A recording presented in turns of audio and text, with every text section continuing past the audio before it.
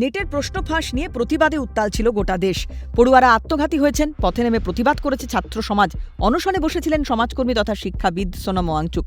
সেই নিয়ে মুখ খুললেন প্রধানমন্ত্রী নরেন্দ্র মোদী। প্রশ্ন ফাঁসের পর কেটে যায় 2 মাসেরও বেশি সময়। প্রধানমন্ত্রী অবশেষে বললেন, নেটের প্রশ্ন এইভাবে ফাঁস হয়ে ঘোর অন্যায় হয়েছে।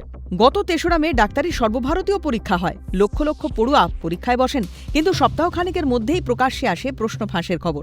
বাধ্য হয়ে পরীক্ষা বাতিল করে এনটিএ। হতাশায় বহু পড়ুয়া আত্মঘাতী হন। দেশ জুড়ে দাবি ওঠে পদত্যাগ করুন কেন্দ্রীয় শিক্ষামন্ত্রী ধর্মেন্দ্র প্রধান, কিন্তু তিনি নিজের অবস্থানে অনড়। ধর্মেন্দ্রর ইস্তফা দাবি করে দীর্ঘদিন ধরে অনশনও করেন লাদাখের শিক্ষাবিদ সোনাম ওয়াংচুক।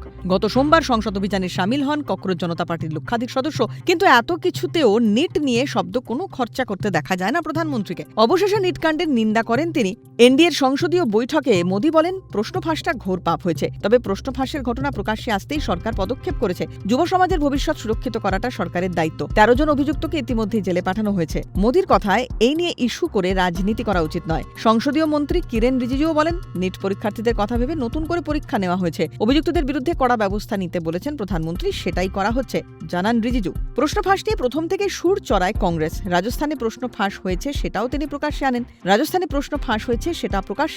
রাহুল গান্ধী এক্স হ্যান্ডেলে গোটা বিষয়টি নিয়ে আবারও ক্ষোভ উগড়ে দিয়ে রাহুল লেখেন, 2024 সালে প্রশ্ন ফাঁস হয়েছে, পরীক্ষা বাতিল হয়নি, মন্ত্রীও পদত্যাগ করেননি, কমিটি গঠন হলো, আবার এবছর প্রশ্ন ফাঁস হলো, সিবিআই তদন্ত হচ্ছে, আবার একটা কমিটি গঠন হবে।